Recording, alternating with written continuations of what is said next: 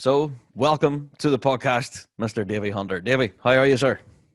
How you doing, Rob? It's a pleasure to be here, mate. Pleasure to be here. It's about time we got you on the show. It seems to be a long time since we were talking about your new release, and we'll talk all about that. But first of all, how have you found lockdown, man? Well, I've been on furlough since April, and so it's just at the start of it. It was a novelty. I mean, you a bit of time off, getting paid, and you're kind of thinking, there's a few things I can get on with. Yeah. I started off with with the kind of industry kind of closing down for musicians. I thought, I'm going to do my bit. I'm going to use my skills and try and help some folk out. And I put it out there. Look, guys, if you need any help with anything, you want to do any books, like that, give me a shout. I'll do discounted rates to get you going. I got a couple of options. Ali Hutton actually did his very early on. Yeah. And it came out as a really good book, and he was really chuffed with it. Pardon me. And so yeah. is everyone that's kind of bought it. So. Yeah, but that's it. You've been dead busy producing books for, seems to be everyone in the piping scene who's writing at the moment. It's quite a list, I did a count today, and I've done 12 books this year. 12? And that's since February. 12 books. That's a lot. It's unbelievable. It's unbelievable. That is all my books that have been signed up for this year done as of this coming Monday. But yeah, it's been mental, just kind of plodding on and getting things sorted. A lot of them were tight deadlines, because like the Blue Book of Contemporary Bagpipe Music we did very early on. We didn't know how long this whole kind of COVID thing was going to last and how long lockdown was going to last. So we wanted to get it out there and get some money back to the NHS with Paul Brown, and that's what we did. And that was, I think, the turnaround for that book was about a week and a half. A week? Wow. And then it was a week and a half, and then we sent it to the printers, and the printers took another week and a half. I think it was within a month of the idea starting. It had a really weird name to start off with, but we won't get into that. When we read it back, we kind of went, that's a bit insensitive. We won't use that one. So that was a month turnaround from the idea to the books arriving with Paul. There you go. And folks are still picking it up at the moment, actually. Yeah. Yeah, there's not very many copies available now. I think the one good thing is that Paul's put it out at a price, and all the retailers that bought it agreed to make no profit on it at all. So 100% of the profits went to the NHS in Scotland. That's kind of been done and dusted. The likes of Gary Nimmo, Scott Curry. There's a company in Germany as well that took some copies. They all paid full price for it, so they're making absolutely nothing on that. It's all money going to the NHS, which is great to see. Yeah. It's great to see from the piping world's a small community in the long run. So to see them all working together for a common goal is fantastic. Yeah, no, it really is. So, Davie, we've got some listener questions and stuff around notation and, the exact proper way to write something down in black and white. And you've got a wealth of experience in this. Whenever it comes to actually, putting something down in black and white, are you really ultra strict when it comes to every grace note has to be correct? I wouldn't say that they have to be correct, because I was always taught that the music is only a guide. So times change and styles change and things like that. When we did the Argyle's book, a lot of that was the same way. They were written out longhand, and then we looked at it and went, well, actually, we don't play that anymore. We play it as such and such. So we amended it. Yeah. The other day, I was listening to your show saying about the Scots Guards book. Yeah. And how folk are, you could say with that. The Scots Guard book was a weird one, because I don't think there was many folk involved in it. And right at the start, it was a publishing company that kind of took it on board and did it. Yeah. And I think it was one of the early kind of bagpipe books. So the whole kind of notation thing was done for them. Yeah, it was, yeah. But it's as with anything, proofing is the key thing. When I do books, I generally go to Lorne McDougall for my proofing. Yeah. He does 90% of my books. If the client wants it done, I'll send it to Lorne, who's not dealt with it at all, and he looks at it with a fresh pair of eyes and picks up this, that, and the other. But in the same way, notation for pipes is different to any other instrument, and just the way things are done, the uniformity is different on pipes compared to even whistle, fiddle, accordion, piano. It's different. But what we find is that pipers are used to seeing a certain way, and it's getting them out of their comfort zone. For example, in their girls' book, I had a huge argument with the 4 proofreaders, where you don't have to put repeat marks at the start of a tune. Yeah, I've heard about that. Yeah. Once you finish the first part, you go back to the start anyway. Yeah, that's it. So you don't have to put them there. And a lot of other instruments see that and they go, well, you finish there, you go back to the top. It's self-explanatory. So so it's different to everyone. But the grace notes, as long as they are physically possible, I don't see it as an issue. When putting it out, because it is only a guide. That's it. I think that's 100% what people should pay attention to. It's just a guide, and you inject your own personality into the music as well. You know, if it wasn't for rounding out like dot and cut reels, you wouldn't have medleys. If you look at medleys in general, they didn't start until I think it was the 50s or the 60s, the first kind of medley competition in grade 1. Yeah, and most of them were playing like dot and cut reels round. And putting harmonies in it and things like that. It's everyone's going to play things differently. Everyone's going to write things differently. I can guarantee if you put 4 folk in a room and ask them to write Scotland the Brave, they're going to write it slightly different. I mean, not everyone's going to put the same grace notes in. They're not going to do it as per the Scots Scars book. It's going to be different regardless. That's it. And that's what kind of opens up to poetic license and kind of working with your own arrangements. Yeah. It's kind of a given, really. You know what I mean? That's it. And it makes our piping world a very interesting one, that's for sure. Well, exactly. Yeah. Exactly. So, Davie, you've been heavily involved in production of all of these books throughout the year, but one I want to talk to you about is this one. Now it's my turn, and I'm sure you're all sorts of chuffed, mate, to finally release this. What's it like to have your name on the bottom of this? It is surreal. It's been a project going on and on for a few years now. And lockdown has been a kind of a good help with that, because I've managed to gather my tunes, finish off tunes, and kind of just put it all in one place. And with some of the books kind of that I've done, asking for my own tunes to be added, like the Turricu and the Blue Book, it got my tunes out there to start off with, some of the reels and things like that. And I thought, you know what? I'm going to risk this, and it's a risk. It's a risk for an unknown composer to put stuff out there, and it was interesting. But over the past few, I think 2015 was when I first started looking at it as an option. That and actually an EP at one point, which is where some of the tracks that were used on the launch video, that's where some of them came from. But that never ever happened, and it's always a risk, and you're not going to want to put a load of money in it to maybe kind of lose money. That's it indeed. Yeah, but I have to say, the launch video, just now that you mention it, was incredible. So well done and congratulations on that. Thanks very much. So I'm lucky enough to have a few contacts that I could kind of call in. A few of them actually, I'm still waiting on a few videos to come in. So there may be a second launch video of stuff being done. Yeah. Brilliant. A lot of folk are really interested, but then got bogged down with their own projects. So we're hoping probably by the end of the year we should have another kind of half-hour video or so.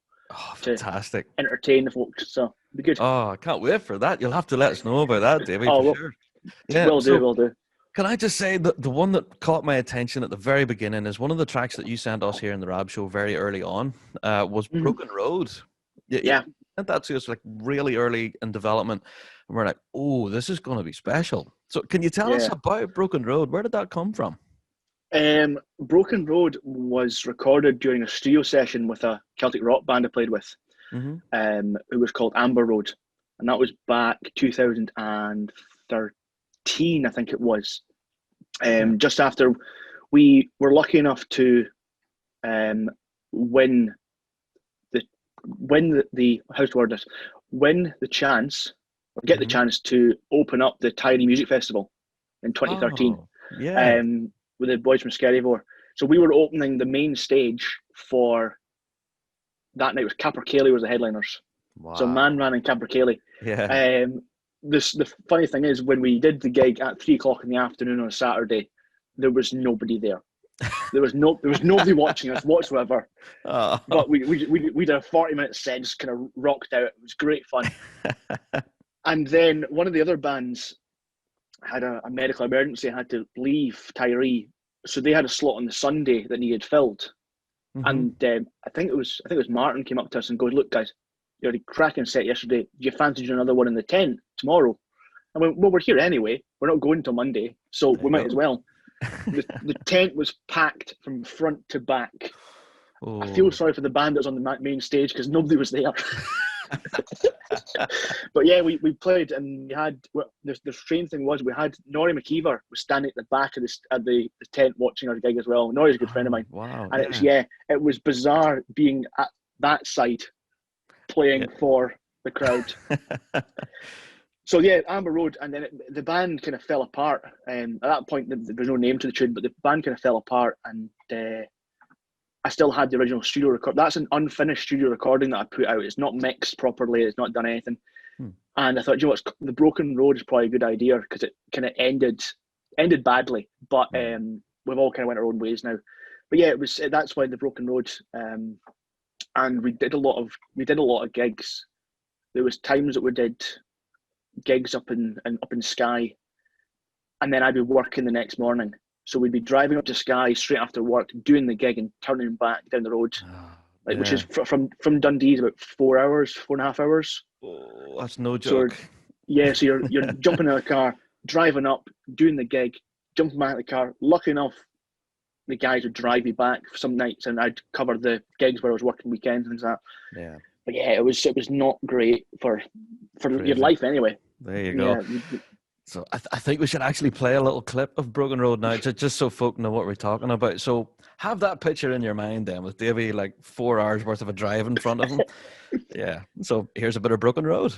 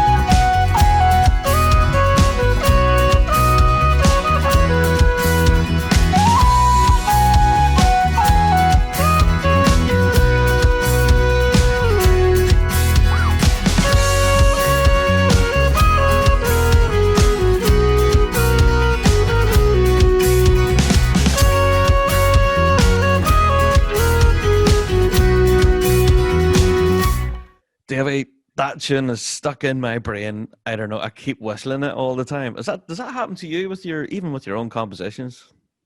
It does sometimes. Yeah, there's a few that get stuck in my head, but in the same way, there's tunes that the whole reason behind the launch video was most of the tunes that I've written I don't play myself. Oh, there's a handful that I play myself, and I could probably sit there and relearn them and things like that. But a lot of them, it's melodies that I've kind of worked out and thought, that's a great melody, written it down, give it to somebody else, and they've played it, and this is great, and that's like, okay, that's a keeper, that's fine. Yeah. And then there's stuff like Broken Road, right? Paul Campbell's The Little Bit Lessay, Piper and Plaster, things like that I play at the folk session regularly. And that's the ones I play normally, and that's what I get used to. Yeah. So that's why I went down the road of getting other people to play my stuff, because for me to learn everything and play for a solid hour is not only boring for me, but boring for those watching as well. Yeah, that's it. So you kind of mix it up with other Yeah. folks. Yeah, yeah. So Yeah, you mentioned a tune there, the Piper and Plaster. Yeah. Now, there's quite a story behind this, I believe, Davie. Do you want to tell us about this tune and where it came from? So when I first started competing with the RAF Lookers Pipe Band, which it was at the time, now RAF Scotland in grade 4, we had a brother and sister who played in the band, Haley and Warren. And Warren decided to, I can't remember exactly what he did.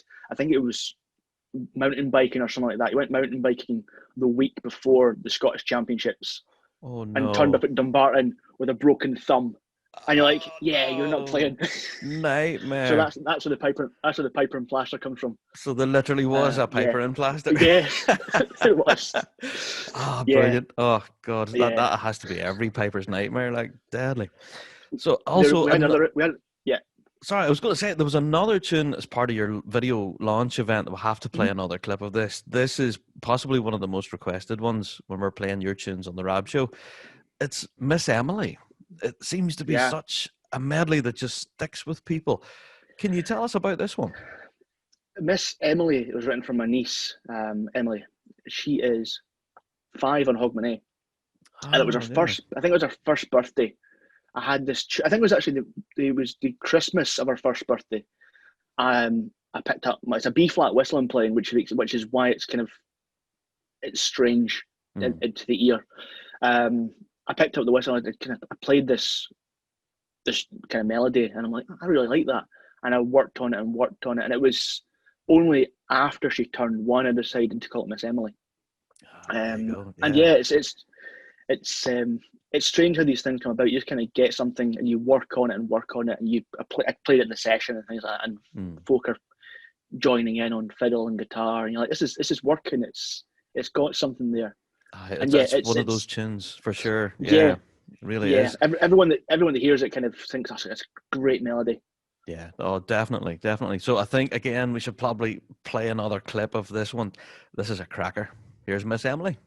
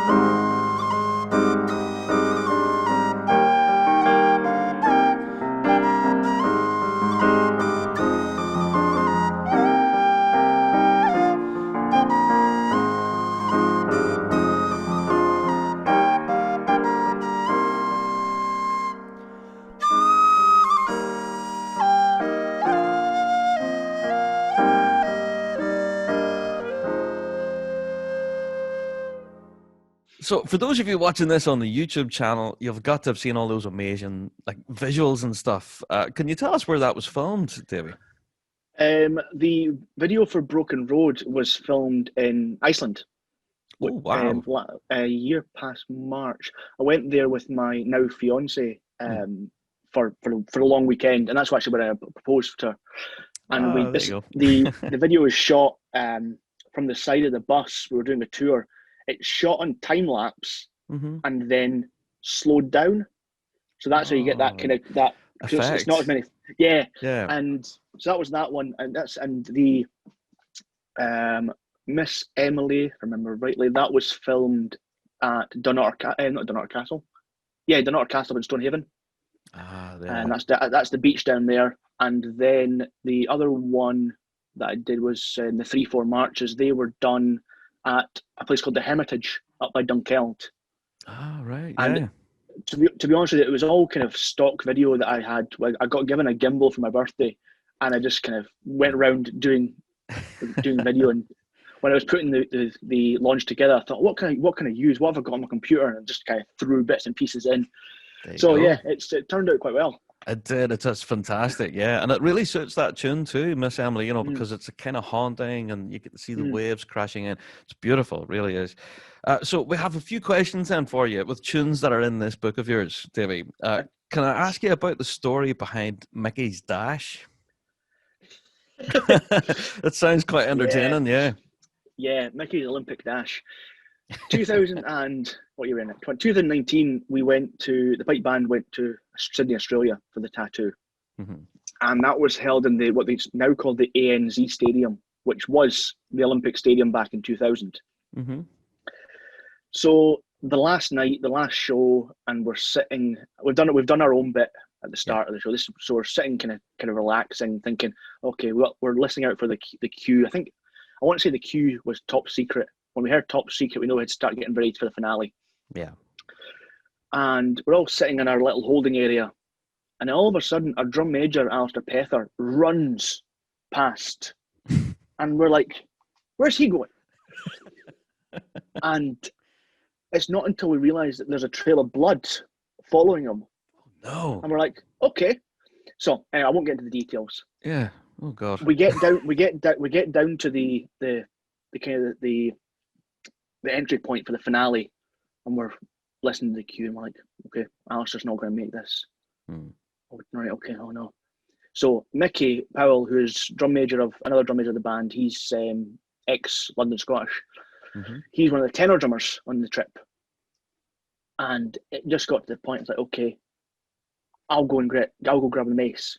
So he runs back up to the holding area, which is we're at the bottom of the stadium, and the holding area is at the top end. So he's got to run all the way around. Full length of the stadium, yeah. Full length of the stadium, grabs the mace, comes round, goes out down the stairs, realizes he's not in the right place, and he's thinking to himself, I could go down here and just kind of run across. And it's like, no, I can't do that. So he went back up and round, and he was literally 7 seconds before we marched on. He was back in the position and going on. So yeah, Mickey's Olympic Dash came from that. Yeah, it's interesting. That's interesting to think back. That was October last year, back when we could travel. Yeah. So, and if anything, that's one of these things about, you're dedicating tunes to moments in your life, and even to people, to places, and to really entertaining stories like that. Yeah. I have to ask about Roscoe, the Chanter Bandit. You left quite a cutting note in your book. You said, don't leave a chanter laying around. What's the story here with Roscoe? So that's Ross Ainsley. Oh, Ross! I don't know if he knows it, but it's Ross Ainsley. So when we did the first Gordon Duncan concert, which would have been 2007, 2006. It was early on, so B-flat chanters weren't kicking about. Pardon me. Yeah. I had a McCallum B-flat chanter at the time, and Ross borrowed it. I think it was 3 years he had it for. So Ross, I really love my chanter back, please. So yeah, that's Roscoe the Chanter Bandit. Oh god, there you go. So yeah, if Ross is listening to the show, Davie needs his chanter back. Brilliant stuff. Yeah. So there's another tune that was recorded by bagpiper Scott Garden on your launch event as well, which was an absolute thumper. He was playing along with a guitar player. Do you want to tell us about this tune, Davie? Yeah, so that's actually a set of 3 tunes. If I remember rightly, it's a set of reels. The first one is Paul Campbell's Infamous Strings. Paul's a guitarist that plays with us in the session in Broughty Ferry near Dundee. Yeah. He's also currently studying the trad course on Uist.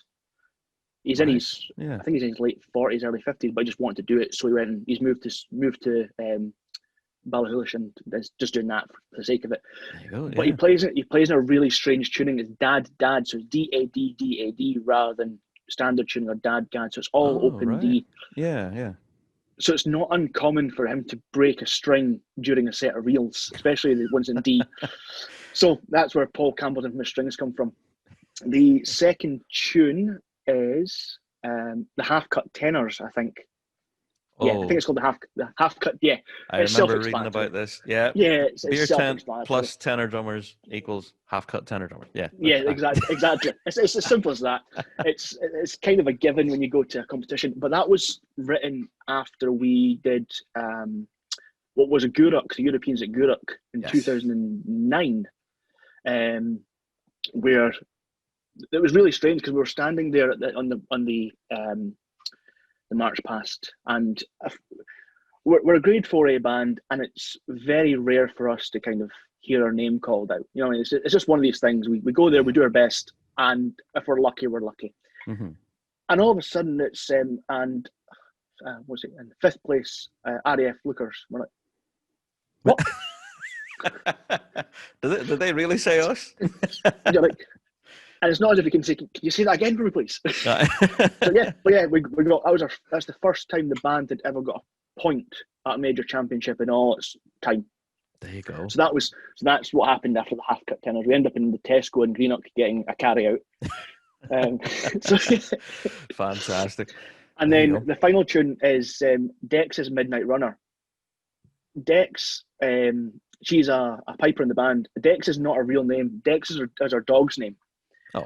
But when she joined the band, her Facebook name was Dexter, Dexter Pascal. So we called her Dex, and then realised that her name's actually Audrey. Oh. So, but Dex is stuck. Yeah. And she's not long past her driving test. She'd taken her partner's van out to one of the gigs, but the front headlights weren't working. And we're kind of looking at our watches, thinking, you know, this might be a late gig. You know, I mean, we're doing a beat the retreat, and it's like it might get dark, and we're getting a bit concerned. So just put your full beam on; it'll be fine. You'll get away with it. It's fine. Luckily, we got on and off very quickly, and she managed to get home before it got dark. But yeah, that's Dex's Midnight Runner. Midnight Runner. There you go. That's brilliant. You know, we're hearing all these stories, and folks, I have to say, you'll get all of these in the book, along with all of the tunes and everything. But let's hear this tune from Scott Garden and that. It's simply incredible.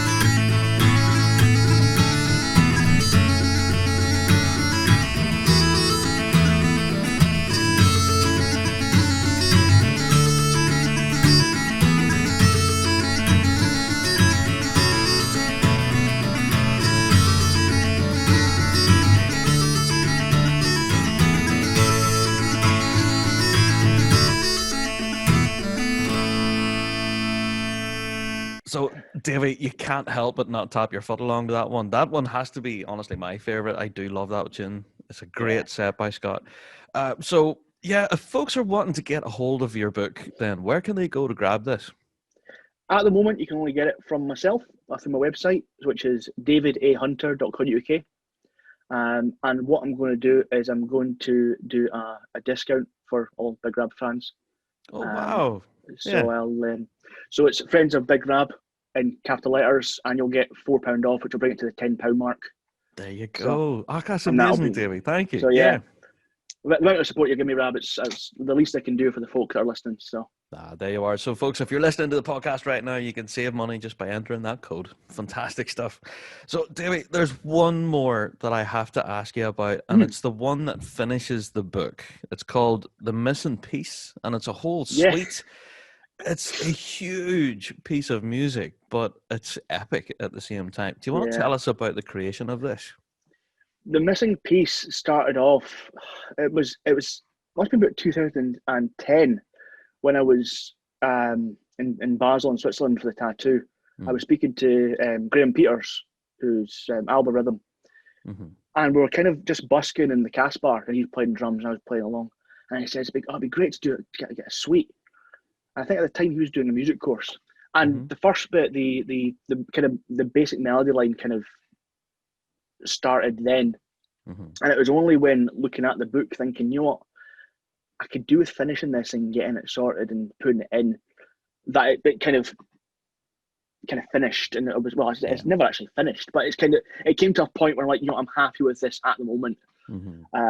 I was lucky enough at the time, I was speaking to John Dew and kind of said, look, can you give me a bit of not assistance, but kind of a bit of what your thoughts are with this, because you've been writing all the kind of orchestral stuff and suites. So I sent it on to him, and he says there's something missing between the reel and the jig. It's a very straight kind of changeover. Maybe look at something there. So that's where the bridge between the reel and the jig, because most suites nowadays, they seem to be slow air and reels, and it's kind of that's the kind of structure that most of them kind of fall through, which is not a bad thing, but it's very, very samey. Unless you've got a really good melody line, it's very samey. So having the slow air into the reel into the jig, I thought was a bit different. It is for sure, yeah. And it was always the name, The Missing Piece, was just kind of a play on words. And if you've obviously in the book, you can see that the missing piece is there on the back page. Found it. So yeah, I was literally trying to play on words. I couldn't think of anything else to call it at the time. There you go. But hey, it's a good enough reason. And honestly, folks, if you want to see all of these stories, they're entertaining in themselves, even if you can't read the music. But honestly, for folks out there looking for new music, I think, Davie, I have to say a huge thank you from all of us in the piping world for all of your hard work this year. It's been incredible. The amount of new music out there now is through no small part for yourself. So thank you for all of that. It's incredible. And also, now it's my turn. It's available now, and you have to go and grab it, because as you've just heard those last few clips that we've played, some amazing music on this collection. So, Davie, congratulations on your collection, and I wish you well, sir. Thank you very much. Thank you very much.